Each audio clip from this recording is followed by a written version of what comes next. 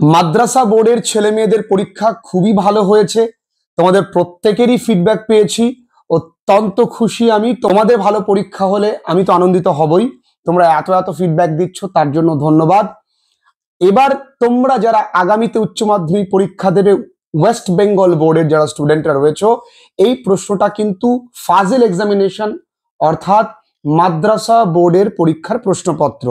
একটু দেখে নাও, ওদের যদি এই প্রশ্নগুলো গুরুত্বপূর্ণ হয়, কোথাও না কোথাও আমার মনে হয় থেকেও কিন্তু এই প্রশ্নপত্রগুলো বা এই ধরনের প্রশ্নগুলো কিন্তু একটু দেখে যেতে হবে। তাই প্রশ্নটা ভালো করে বোঝো, উত্তরগুলো দেখো, দেখো তুমি কতটা পারছো এবং তোমার প্রস্তুতি কতটা। তোমাদের জন্য কিন্তু একটা সুন্দর নোটস প্রস্তুত করা হয়েছে। তোমরা চাইলেই হোয়াটসঅ্যাপ নাম্বারে মেসেজ করলে তোমাদের নোটসটা তোমরা পেতে পারো। আর যারা তোমরা আমাদের অনলাইন ক্লাসেসে আছো, তাদেরকে বলবো আজকের ভিডিওটা কিন্তু অত্যন্ত মন দিয়ে দেখো। তোমরা দেখতে পাচ্ছ যে ফাজিল বোর্ডের প্রশ্নপত্র, এবং এই প্রশ্নপত্রটা তোমরা এই কারণেই মন দিয়ে দেখবে, কারণ এই প্রশ্নপত্রের মতন কিন্তু তোমাদেরও অনেক প্রশ্ন আসতে পারে। তোমরা অনেকটাই বুঝতে পারবে যে তোমাদের প্রশ্ন কেমন হবে এবং প্রশ্নের কতটা কোশ্চেন ঘুরিয়ে আসে বা আনকমন কোশ্চেন কী করে কমন কোশ্চেন থেকে কনভার্ট করবে, কী করে কমন কোশ্চেন থেকে উত্তর লিখবে, সেই জায়গাগুলো কিন্তু তোমরা লক্ষ্য করবে। চলো পুরো ভিডিওটা আমরা দেখি। আর তোমরা যারা যেই সমস্ত ভাই বোনেরা ফাজিল এক্সামিনেশন অর্থাৎ মাদ্রাসা বোর্ডের পরীক্ষা দিয়েছো, তারা উত্তরপত্রটা নির্ভুল মিলিয়ে নাও।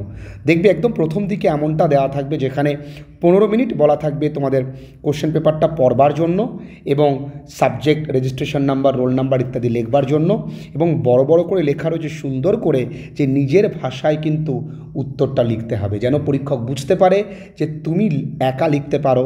তাই স্যার কিন্তু বুঝতেই পারবেন যে তুমি মুখস্থ করে লিখলে না বমি করে লিখলে। তাই চলো উত্তরগুলো মেলাই, আর তোমাদের কত নাম্বার স্কোর হয়, তোমাদের কেমন হয় পরীক্ষা, সেটাও তোমরাও কিন্তু জানাবে। কেমনটা তোমরা প্রস্তুত আছো, মানে যারা ওয়েস্ট বেঙ্গল বোর্ডে পরীক্ষা দেবে তারাও কিন্তু অবশ্যই জানাবে। যারা ওয়েস্ট বেঙ্গল বোর্ডে পরীক্ষা দেবে তারাও কিন্তু অবশ্যই জানাবে যে তোমাদের প্রস্তুতি কেমন। এদের পরীক্ষা তো খুব ভালো হয়েছে, তাদের প্রত্যেকের এত ফিডব্যাক পাচ্ছি যে আমি সত্যি আপ্লুত। চলো প্রত্যেকটা প্রশ্ন আমরা দেখব এবং নির্ভুল উত্তর করব। প্রথম প্রশ্ন, the blind girl said that she loved the hills. উত্তর এইটা। The name of Kalam's father Jainulabdeen. এর পরের প্রশ্ন, the age of the boy who tried to snatch Mrs Jones's purse was 14 or 15। ঠিক আছে। এর পরের প্রশ্ন, the hermit receive none but common folk. এইটা আমরা করেছি, এটা আমরা জানিও বটে যে এইখানে কমন ফোক উত্তর হবে। আচ্ছা, এবং এটা আমরা গ্রামারেও করেছি যে নান বাট থাকলে আমরা অনলি করব, আবার অনলি থাকলে নান বাট করবো, আর যদি বস্তু থাকে তাহলে নাথিং বাট করব। পরের প্রশ্ন আসি, এখানে থাকবে টোটাল 8খানা SAQ, তোমাদের কিন্তু লিখতে হবে মাত্র 4টে। তোমরা সর্বোচ্চ 5টা, তার থেকে বেশি হলে 6টা লিখতে পারো। আগে দেখবে নিজেরা কোনগুলো সব থেকে ভালো পারো, কোনগুলো তোমরা কনফিডেন্ট আছো। যেমন what did the wounded man ask for when he revived. সঠিক উত্তরটা শুনে নাও। ওয়েন হি এর জায়গায় লিখবে the wounded man revived. He asked for something to drink, এটা মনে রাখবে। Who were the most important people according to the hermit. According to the hermit the people with whom you were বা you are were the most important people। ঠিক আছে। এরপরে এটা দরকার হলে তুমি অ্যাভয়েড করবে। What did Mrs Jones plan to prepare from the canned milk. এবার লিখবে Mrs Jones planned to prepare from the canned milk cocoa. Where did Roger fall on losing his balance. তাহলে Roger fell on the sidewalk on losing his balance. Where did Kalam's father go for the evening prayer? তাহলে Kalam's father went, কোথায় যেত? To the mosque for the evening prayer. Whom did APJ Abdul Kalam try to emulate throughout his life? তাহলে APJ Abdul Kalam tried to emulate his father throughout his life. His father লিখে কমা দিয়ে তার বাবার নামটাও লিখতে পারো যদি সঠিক বানান জানা থাকে, তবে অধিকাংশ বানান তোমরা প্রশ্নেই পেয়ে যাবে। যেমন এই বানানটাও আছে। Who was supposed to receive the girl at Saharanpur station? The girl's aunt, was suppose to receive. আচ্ছা স্যার, এই প্রশ্নগুলোকে কবিতা বা গল্প কোথা থেকে নেওয়া হয়েছে সেটা কি লিখবো? দেখো, নিতান্ত প্রয়োজন হলে লিখতে পারো, তবে না লিখলেও কোনো অসুবিধা নেই। হোয়াট লিঙ্গার্ড, এখানে কি ঘুরঘুর করছিল ওই ন্যারেটারের মনে after the girl had left the train. আচ্ছা, মেয়েটা চলে যাবার পর। তাহলে দ্য স্কেন্ট যেটাকে আমরা উচ্চারণ করি সেন্ট, সেটা আসলে scent of perfume from the girl's hair lingered, এখান থেকে অবধি লিখবে। ঠিক আছে, দেখো এখানে ব্রড কোশ্চেন আমি যে কটা করিয়েছি সেই কটাই কিন্তু এসছে, একটুখানি মন দিয়ে দেখে নাও। I normally ate with my mother, এখানে কে তার মায়ের সঙ্গে খেত? কালাম, তার মায়ের নাম Ashiamma. How does he remember is mother, কীভাবে তার মায়ের কথা মনে পড়ে? ওইখানে যে কী খেত, কোথায় বসে খেত, ওই কথাটা, তার মায়ের সঙ্গে তার বাবার সম্পর্কটা একটু, এই রিলেটেড অনেকগুলো এসএকিউ লেখা আছে না? তাই বারবার করে বলি, কোনো কোশ্চেন আনকমন হয় না। যারা বোকা তারা কোশ্চেন হুবহু না আসলে ওটাকে আনকমন বলে চলে আসে। আনকমন বলে কিচ্ছু নেই বাবুরা, সবটাই কমন। একটু বুদ্ধি করে আমি এখনও চ্যালেঞ্জ করছি, আমি যা লিখিয়েছি এর বাইরে কিচ্ছু আসবে না। তোমাদের লিখতে হবে মাত্র দুটো। হ্যাঁ, নাও হেয়ার টেক দিস $10, এটাও তোমাদের কমন। হয়তো আমি এই লাইনটা দিয়ে লেখাইনি।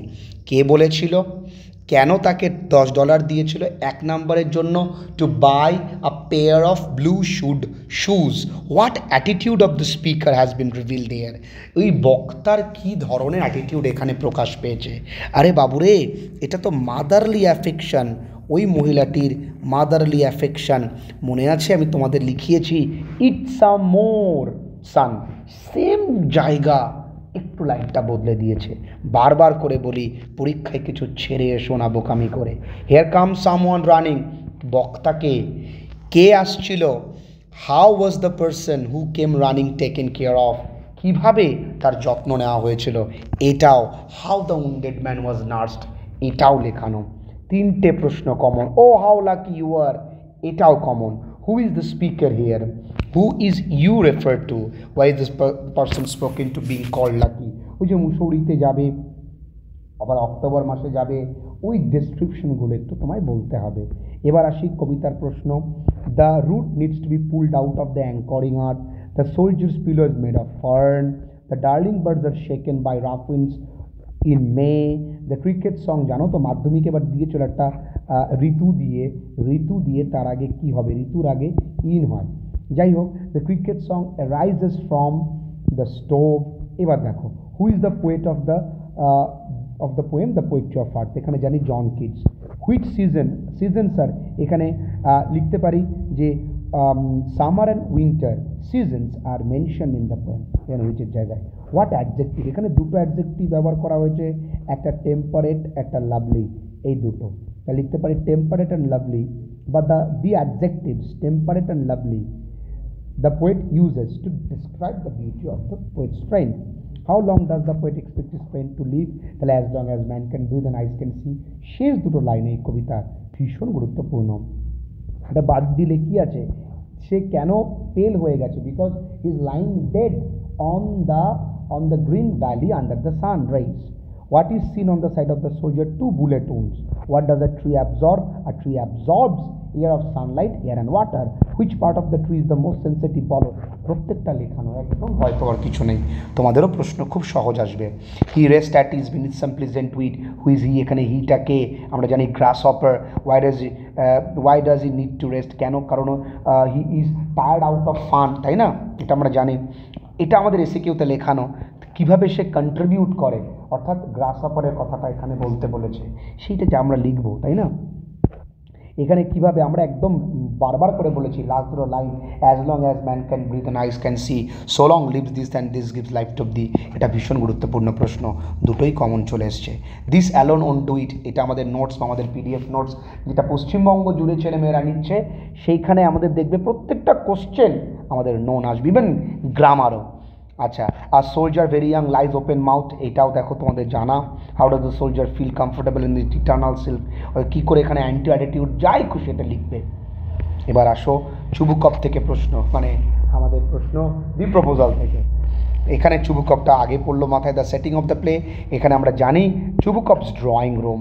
When Lomov arrive Chubukov was surprised by his evening dress.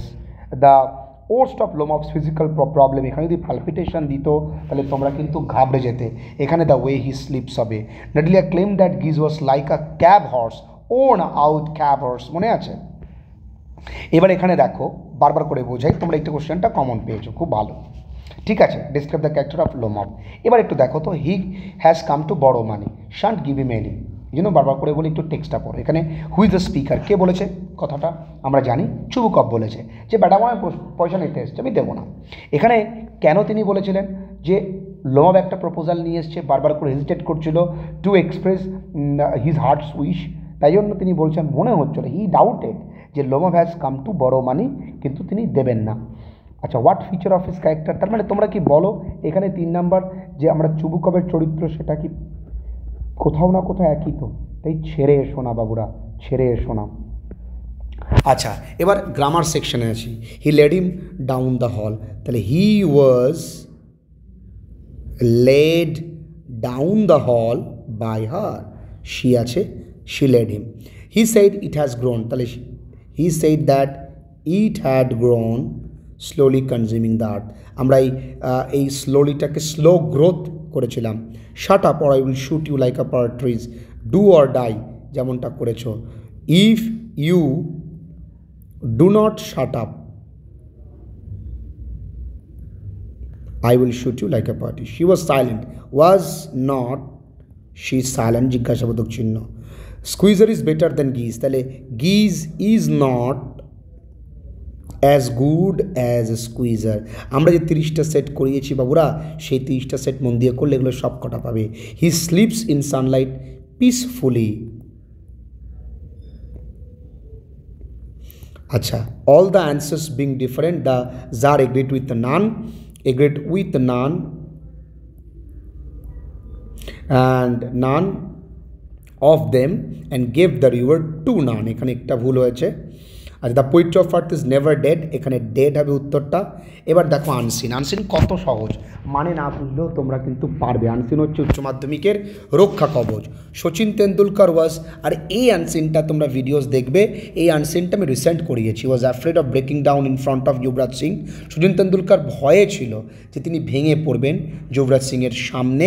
When I met the left handed batsman, যখন বাম হাতি ওই ব্যাটসম্যানটির সঙ্গে তার দেখা হয়েছিল কোথায়, লন্ডনে, after his treatment in the United States for a rare germ cell cancer। কারণ যে তার ট্রিটমেন্ট কিন্তু কোথায় হয়েছিল, ইউনাইটেড স্টেটসে হয়েছিল, নট ইন লন্ডন। এটা কিসের জন্য, এটা ক্যান্সারের জন্য। Tendulkar told the select gathering on Tuesday, I met him and gave him a tight hug, আমি তার সঙ্গে দেখা করেছি, তাকে জড়িয়ে ধরেছি। উই এনজয়েড আ মিল, আমরা তার সঙ্গে খাবার খেয়েছি একসঙ্গে। From the way he ate, যেভাবে সে খাচ্ছিল, আই ওয়াজ কনভিন্সড, আমি মেনে নিয়েছিলাম, he is back on track, তার মানে ভালোই খাবার খাচ্ছিল। Tendulkar had been invited to speak during the release of Yuvraj Singh book, মানে যুবরাজ সিংয়ের যে বই, সেই বই রিলিজের সময় তাকে নিমন্ত্রণ করা হয়েছিল। নাম the test of my life. It was a poignant evening with the lives of Tendulkar, Mahendra Singh Dhoni and Virat Kohli talking about their emotional experience during Yuvraj Singh's fight with cancer. Okay, Mahendra Singh Dhoni said that he knew about Yuvraj situation। আচ্ছা, এটা কিন্তু 2011-র একটা ঘটনা, জানো, যখন Bharat world cup পেয়েছিল। কারা কারা দেখেছো ম্যাচটা একটু নিচে কমেন্ট সেকশনে জানিও, তাহলে বুঝতে পারবো তোমরা এই অবধি পুরো ক্লাসটা করছো। সিচুয়েশন, মহেন্দ্র সিং ধোনি কিন্তু আগে থেকেই জানতো, যদিও ধোনি তাকে পরে বলেছে, মানে ধোনিকে বলার আগেই কিন্তু জেনে গিয়েছিল।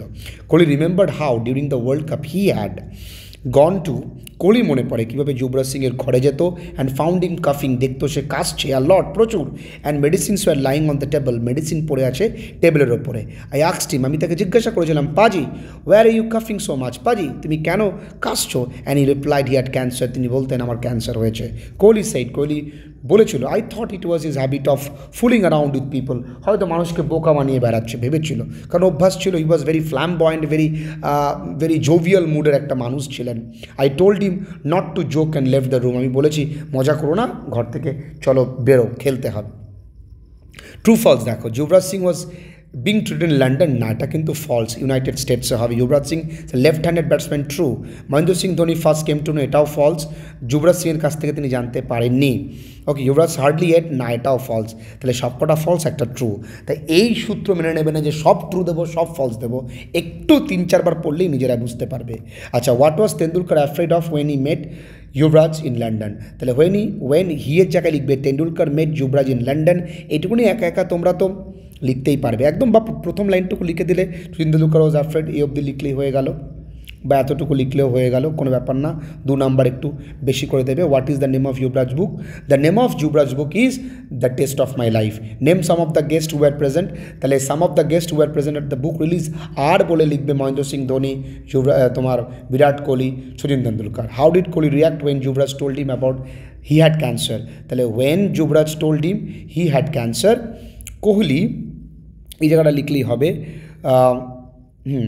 কোহলি রিয়াক্টেড, সেইটা লিখে লিখবে কি reacted, that he thought it was his habit of fooling around with people and told him not to joke and left the room. এইভাবে লিখলেই পুরো তুমি কিন্তু এই ব্রড কোশ্চেনের 6 পাবে, আর টোটালে 10 পাওয়া কোনো ঘটনাই না। এবার দেখো রিপোর্ট রাইটিং এসছে এডুকেশনাল ট্যুর, ভীষণ গুরুত্বপূর্ণ, এবং পরে এসছে এডিটোরিয়াল লেটার, সেটা হচ্ছে overwhelming effects of social media on young minds. তো আমি বারবার করে বলি যে এডিটোরিয়াল লেটারটাও দেখবে আর রিপোর্টটাও দেখবে, কোনোটাও কিন্তু মিস দেবে না, অল্প অল্প করে দেখবে, কিন্তু দেখবে হাতে সময় আছে, তোমাদের পরীক্ষা নিশ্চয়ই ভালো হবে। কার কত স্কোর হয় জানিও। আজকের ভিডিওটা এই পর্যন্ত। তোমরা যদি মনে করো যে ক্লাস 12-এর খুব সহজে লেখার নোটসটা তোমাদের হাতের কাছে রাখতে চাও, অবশ্যই নিচে হোয়াটসঅ্যাপ নাম্বারে ফোন করো, এবং 12 পরবর্তীতে ইংরেজিতে যদি তোমরা অবশ্যই বলতে চাও, তাহলে কিন্তু এই যে ক্লাসেস তোমাদেরকে ফলো করতে হবে, এই যে ক্লাসেসে তোমাদের স্পোকেন ইংলিশটাকে ইমপ্রুভ করতে হবে। গ্রামারের জন্য আমাদের তো গ্রামার ডাইজেস্ট কোর্স রয়েছে, জিনিসটা ভালো করে দিয়ে নাও, নিজের জন্য, নিজের স্কিলের জন্য আগামী দিনে কিন্তু পরিশ্রম করতে হবে। খুব ভালো থেকো। আজকের ক্লাসটা এই পর্যন্তই।